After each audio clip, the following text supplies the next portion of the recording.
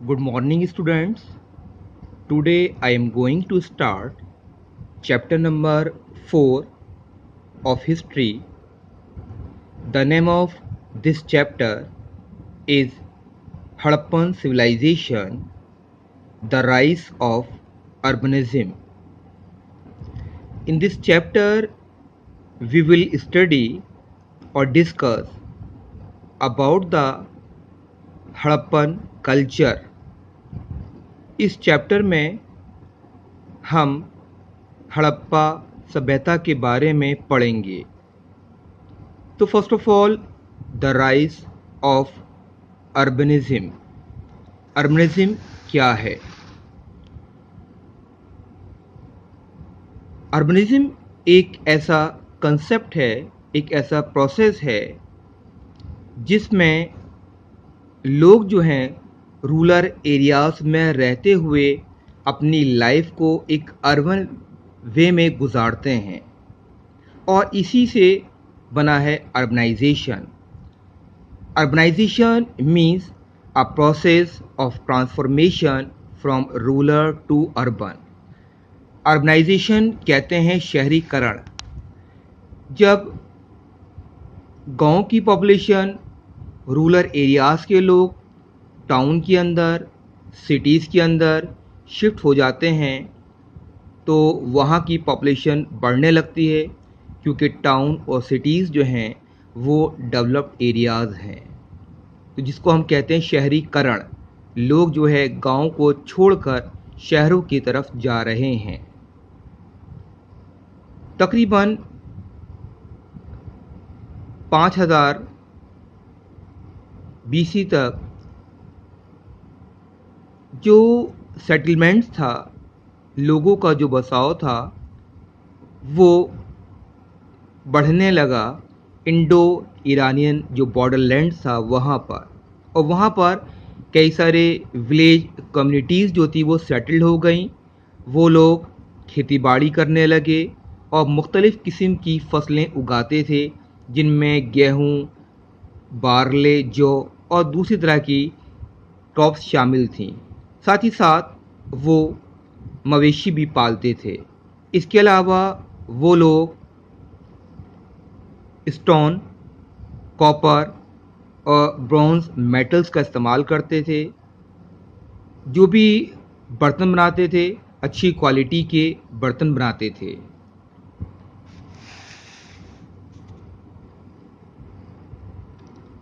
Towards the middle of the 4th millennium BC, agricultural settlements began to spread more widely in the Indus Valley itself. तकरीबन इस period के अंदर Indus valley के आसपास जो agricultural settlement था वो बहुत तेज़ी से बढ़ने लगा और 2600 BC तक वहाँ पर हड़प्पा के पास एक अर्बन सोसाइटी या हड़प्पा के दूसरी जो साइट्स थीं, जो दूसरे विलेजेस थे, वहाँ पर एक अर्बन सोसाइटी डेवलप्ड हो गई। इसी वजह से उस एरिया को हम अर्ली हड़प्पन और अर्ली इंडस कल्चर के नाम से जानते हैं। इंसान जो था, पहले धीरे धीरे सबसे पहले इंसान ने गांव में, छोटे गांव के अंदर रहना स्टार्ट किया और मुख्तलिफ़ किस्म के ऑक्यूपेशंस में वो इन्वॉल्व रहता था। धीरे धीरे वो स्मॉल विलेजेस से बड़े गांव की तरफ शिफ्ट हो गए। फिर बड़े गांव जो थे वो टाउन के अंदर डेवलप्ड हो गए। तो इस तरह से लोग जो थे वो गांव से शहरों की तरफ शिफ्ट होते चले गए और उसी के हिसाब से उनके ऑक्यूपेशंस भी शिफ्ट होते गए।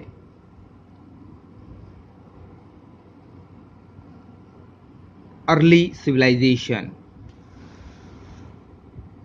द अर्ली सिविलाइजेशन, जो अर्ली सभ्यताएं थीं, उनमें इजिप्ट की सभ्यता, Mesopotamia, Indus Valley, Hwang Ho Valley, ये जितनी भी सभ्यताएं हैं ये सब नदियों के किनारे डेवलप्ड हुई थीं, क्योंकि वहाँ पर रहने वाले लोगों को इन नदियों से लार्ज अमाउंट में वाटर मिल जाता था, जिनसे वो अपनी नीड्स को पूरा करते थे। खेती बाड़ी करने में इसका इस्तेमाल किया जाता था। इसके अलावा ये जो रिवर्स होती थी, ये एक आने जाने का अच्छा साधन भी प्रोवाइड करती थी। तो ये जो रिवर वैली सिविलाइजेशन है, ये हमें सबसे पहली स्क्रिप्ट लिखाई के बारे में, उस समय के कैलेंडर हैं और जो भी चीज़ें हैं उनके बारे में बताती हैं। The Indus Valley civilisation, Sindhu घाटी की सभ्यता और हड़प्पन कल्चर।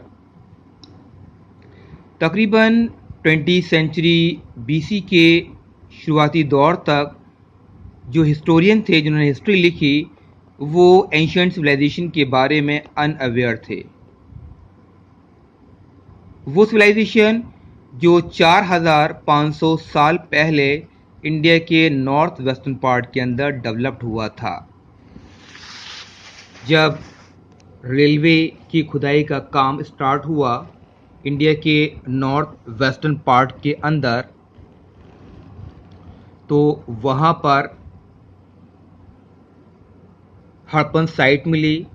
इसको हम ये भी कह सकते हैं कि 1921 के अंदर जो एक साइट मिली, एक गांव मिला हड़प्पा, वो पंजाब के वेस्ट पार्ट के अंदर जो एक डिस्ट्रिक्ट है मोंटगोमेरी, रावी नदी के किनारे, तो वहाँ पर ये साइट मिली जो कि अब पाकिस्तान के अंदर है। इसी से मिलता जुलता 1922 के अंदर जब खुदाई हुई तो एक और शहर जो था वो खंडर शहर मिला, मोहनजोदड़ो। ये सिंध प्रोविंस का डिस्ट्रिक्ट लरकाना के अंदर मिला। 1947 से पहले ये दोनों जगह हिंदुस्तान के अंदर थी, लेकिन 47 के बाद से ये दोनों जगहें पाकिस्तान के अंदर, अब पाकिस्तान के अंदर हैं। इसके अलावा और भी कई सारी खुदाइयाँ हुई इंडस नदी के आसपास और उसकी ट्रिब्यूटरीज के आसपास, जो हमको काफ़ी सारी साइट्स मिली। उन साइट्स के ज़रिए हमें हड़प्पन कल्चर के बारे में भी मालूम होता है। तो इन साइट्स के अंदर जो हड़प्पन कल्चर के पास मिली हैं या उससे रिलेटेड हैं, जैसे रूपर, ये सतलज नदी के किनारे पंजाब में, कालीबंगन जो साइड है वो राजस्थान के अंदर, लोथल गुजरात के अंदर, रंगपुर एंड रजौड़ी ये दोनों भी गुजरात के अंदर हैं, अम्बरी एंड दारू सिंध के अंदर, बनावाली हरियाणा के अंदर, आलमगीरपुर वेस्टर्न उत्तर प्रदेश के अंदर। ये सब साइट्स के नाम हैं। ये सब एक तरह से गांव हम कह सकते हैं। इसके अलावा हरियाणा का एक डिस्ट्रिक्ट है रोहतक, वहाँ पर भी दो इसी तरह के साइट्स मिली हैं, जिनमें दक्षखेड़ा और बेदुआ विलेज शामिल हैं। द एनवायरनमेंट, हड़प्पा जो कल्चर है या जो हड़प्पा साइट है, उसका जो प्रेजेंट क्लाइमेट है, उस इंडस वैली का, हम ये कहेंगे इंडस वैली का जो प्रेजेंट क्लाइमेट है वो हॉट और ड्राई है। लेकिन पुराने समय में वहाँ का जो क्लाइमेट था मॉइस्ट एंड ह्यूमिड क्लाइमेट पाया जाता था। वहाँ पर नमी थी, वहाँ पर घने जंगल थे और एक रिच वाइल्ड लाइफ थी। जाहिर सी बात है, जब घने जंगल होंगे तो उसके अंदर जंगली जानवर जो वाइल्ड लाइफ है वो रिच भी होगी। Annual flooding of the Indus provided rich and fertile lands for growing various crop. वहाँ पर हर साल इंडस रिवर में बाढ़ भी आती थी और बाढ़ आने की वजह से वहाँ की ज़मीन जो थी वो काफ़ी उपजाऊ हो जाती थी और उस उपजाऊ ज़मीन पर मुख्तलिफ़ किस्म की फसलों को उगाया जाता था। Sources of Harappan culture, Harappan culture के बारे में जो हमें नॉलेज मिलती है वो आर्कियोलॉजिकल एविडेंसेस से मिलती है और आर्कियोलॉजिकल एविडेंसेस के ज़रिए हमें इंडस वैली सिविलाइजेशन या गंगेटिक बेसिन या गुजरात, इनमें जो साइट्स हैं उन साइट्स के बारे में मालूम होता है। इसके अलावा जो भी खंडर शहर मिले हैं या बिल्डिंग्स मिली हैं या उनमें जो भी चीज़ें पाई गई हैं, या मिट्टी के बर्तन हैं, मोहरें हैं, या हम कह सकते हैं टॉयज़, खिलौने हैं, ऑर्नामेंट्स हैं, टूल्स हैं, वेपन्स हैं, ये सारी चीज़ें हमें हड़प्पन कल्चर के बारे में बताती हैं। Main features of the Indus Valley civilisation. Indus Valley civilisation की ख़ास फीचर्स क्या हैं? सबसे पहली चीज़ कि इंडस वैली सिविलाइजेशन जो था वो एक एडवांस सिविलाइजेशन, एक एडवांस सभ्यता थी। यहाँ के जो लोग थे वो लग्जीरियस अर्बन लाइफ गुजारते थे, एक अच्छी शहरी लाइफ गुजारते थे। जो इम्पोर्टेंट फीचर्स हैं इस सिविलाइजेशन की वो ये हैं कि टाउन प्लानिंग, हम ये कह सकते हैं कि यहाँ पर जो टाउन बनाए गए थे वो बिल्कुल वेल प्लान्ड थे। एक अच्छी लोग, यहाँ के लोग जो थे उन्होंने टाउन जो बनाए थे उनकी जो प्लानिंग की थी काफ़ी अच्छी थी, यानी कि they lived in well planned towns के अंदर रहते थे। ये जो शहर था ये दो पार्ट्स के अंदर डिवाइडेड था। The first part is known as the citadel and the second part is called the lower town. पहला वाला जो पार्ट था सिटेडल, ये ऊंचाई पे बना हुआ था, यानी कि दूसरे वाले के मुकाबले में, लोअर टाउन के मुकाबले में ये वाला पार्ट रेस पार्ट कहलाता था और लुक लाइक अ फोर्ट, जैसे किला नहीं होता ऊंचाई पे बना होता है उस तरह का था। और ये शायद माना जाता था कि ये एडमिनिस्ट्रेटिव ब्लॉक के तौर पर इस्तेमाल किया जाता है। यहाँ पर एडमिनिस्ट्रेटिव लोग जो थे वो रहते थे, यानी कि हाई क्लास के लोग जो थे, प्रीस्ट या वेल्दी मर्चेंट्स जो लोग थे वो रहते थे। ये जो सिटेडल पार्ट था ये चारों तरफ से ऊंची ऊंची दीवारों से प्रोटेक्ट था, क्योंकि अक्सर जब बाढ़ आया करती थी, बाढ़ से बचाने के लिए शायद इसके चारों तरफ दीवारें बनाई गई थीं।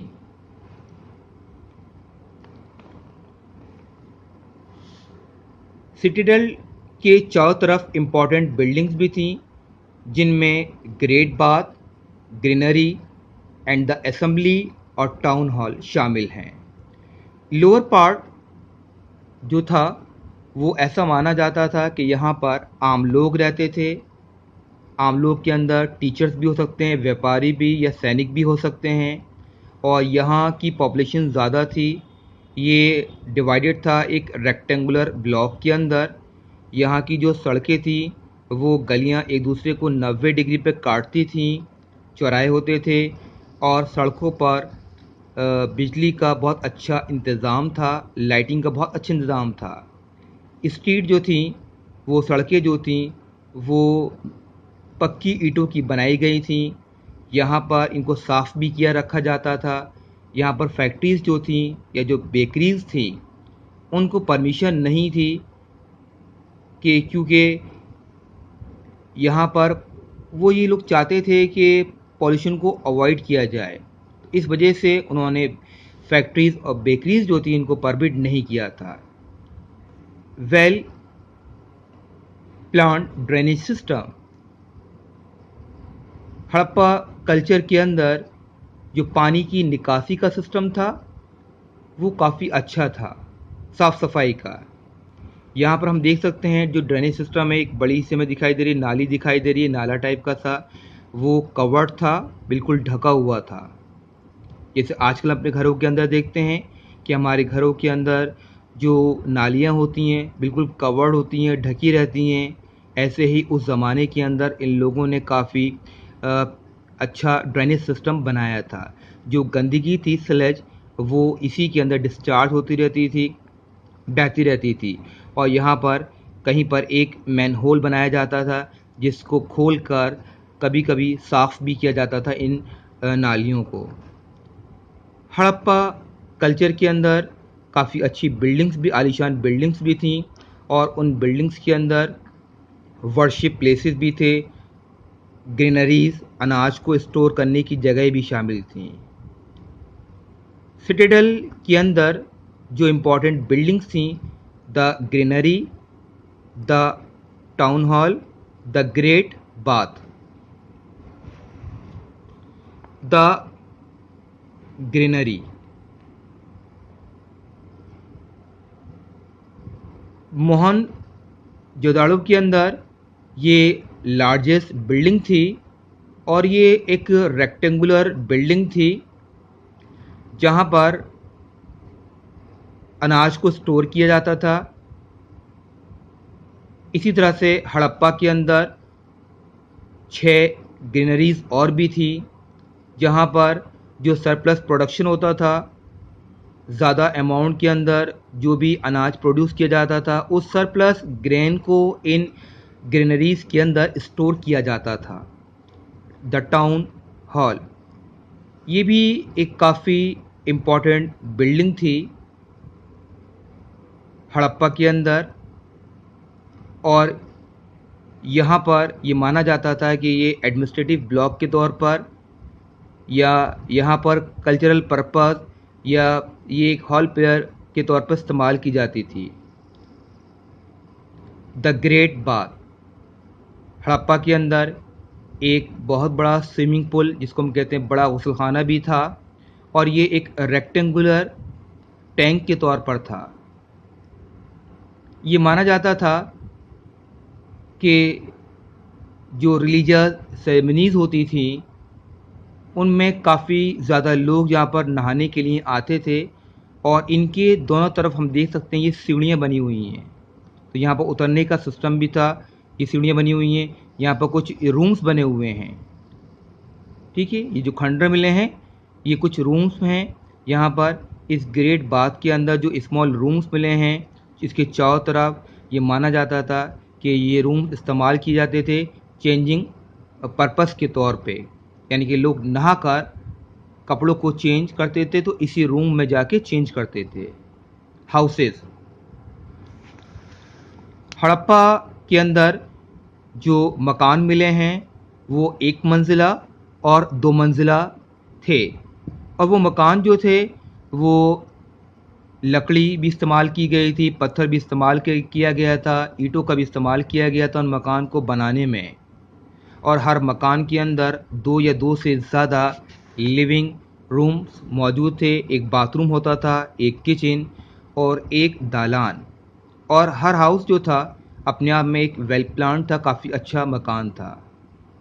हड़प्पा कल्चर के लोग जो थे मिट्टी के बर्तन बनाते थे और उनके अंदर उनको महारत हासिल थी, कलरफुल क्ले पॉटरी बनाते थे। यहाँ हम डायग्राम में देख भी सकते हैं कि उन लोगों ने कितनी अच्छे मिट्टी के बर्तन बनाए हैं। तो हमें मालूम होता है कि उस ज़माने में ये लोग काफ़ी अच्छी पेंटिंग भी करते थे, और इनके बर्तनों के ऊपर या जो अर्थिन वेयर्स थे उस पर मुख्तलिफ़ किस्म के डिज़ाइन बनाए जाते थे, और उनमें फिगर ऑफ बर्ड्स या एनिमल्स या ह्यूमन बींग्स या ज्योमेट्रिकल डिज़ाइन शामिल हैं। इसके अलावा वो आर्ट ऑफ कर्विंग के अंदर महारत रखते थे, यानी कि उन्होंने जो भी मोहरें बनाई उन मोहरों के ऊपर उन्होंने मुख्तलिफ़ किस्म के जानवरों की तस्वीरों को बनाया। उसमें bull, buffalo, tiger, rhinoceros, God and elephant शामिल हैं। इसके अलावा उन्होंने जो मोहरें बनाई उसके ऊपर कुछ देवी देवताओं की भी तस्वीरें हैं, जिसको हम कहते हैं फीमेल डाइटी, और मेल गॉड्स की भी तस्वीरें मौजूद हैं। मेटल कास्टिंग, ये लोग मेटल का भी इस्तेमाल करते थे क्राफ्ट बनाने में, और ये हड़प्पा के लोग जो थे वो ब्रॉन्ज टूल्स और वेपन्स बनाते थे। Statue of A dancing girl, हम यहाँ देख सकते हैं कि उन्होंने ये एक धात है, मेटल है, ब्रॉन्ज, उन्होंने इससे एक डांसिंग गर्ल की पिक्चर बनाई है। तो हमें ये मालूम हो गया कि वो लोग मेटल से बहुत अच्छी तस्वीरें बनाते थे। Sculpture, the Indus valley people made terracotta. अब इंडस वैली के जो लोग थे, यानी कि हड़प्पा कल्चर के जो लोग थे, हड़प्पा सिविलाइजेशन के लोग जो थे, वो मिट्टी को जलाकर मुख्तलिफ़ किस्म के खिलौने, तस्वीरें, एनिमल्स की पिक्चर्स बनाया करते थे। तो यहाँ पर हम एक फिगर को देख सकते हैं, टेराकोटा। ये एक फिगर बनाई है उन्होंने मिट्टी को जलाकर। इसी तरह से और भी बहुत सारी जो पिक्चर्स हैं टेराकोटा जो हैं वो हमें यहाँ पर मिल जाती हैं, जो कि हमें इनकी आर्ट जो स्किल्स है इंडस वैली सिविलाइजेशन के लोगों की, उनके क्राफ्ट, वहाँ के जो क्राफ्ट्समैन थे उनके बारे में बताती है कि वो कितनी महारत रखते थे इन सब चीज़ों को बनाने में। सील मेकिंग, तकरीबन 2000 से ज़्यादा की जो सील्स थी वो हड़प्पा के अंदर डिस्कवर की गई, और वो सील्स जो थी, मोहरें, वो सर्कुलर और सिलेंड्रिकल शेप के अंदर थी। उसमें इंसान की, जानवरों की सील्स भी शामिल हैं, यानी कि उन सील्स के ऊपर, मोहरों के ऊपर इंसान की पिक्चर्स को या जानवरों की पिक्चर्स को बनाया गया है। और ये सील्स जो थी वो जो सौदागर होते थे, मर्चेंट्स होते थे, ट्रेडर्स होते थे, ये लोग स्टैंपिंग पर्पस से इस्तेमाल करते थे, मोहरों के तौर पर, मतलब कि स्टैम्प, मोहर लगाने के तौर पर इनको इस्तेमाल किया जाता था। तो ये सील्स भी हमको उस ज़माने के लोगों की आर्ट, उनकी स्किल, उनकी religious belief, dresses, ornaments, trade, contact, commercial relations के बारे में बताती हैं, और उस ज़माने की इंडस वैली पीपल की स्क्रिप्ट, लिखाई के बारे में बताती हैं कि वो किस तरह की लिखाई करते थे। इसी तरह से एक और सील है जो कि हम ये कहेंगे कि एक योगी पोस्चर है, and surrounded by the animals has been identify, और उसके चारों तरफ एनिमल्स को दिखाया गया है, और उसके अंदर एक गॉड के साथ, जिसका नाम है पशुपति, जिसको शिवा भी कहते हैं। तो इस तरह के हम देख सकते हैं इंडस वैली के अंदर ये डिफरेंट तरह की सील्स बनाई गई थी उन लोगों के ज़रिए। तो ये हमें बता रही हैं कि वो लोग, ये उनकी स्क्रिप्ट है, लिखाई है, कि वो लोग जो थे वो किस तरह की लिखाई करते थे, या किस तरह की जो हैं एनिमल्स जो थे उनको बनाते थे।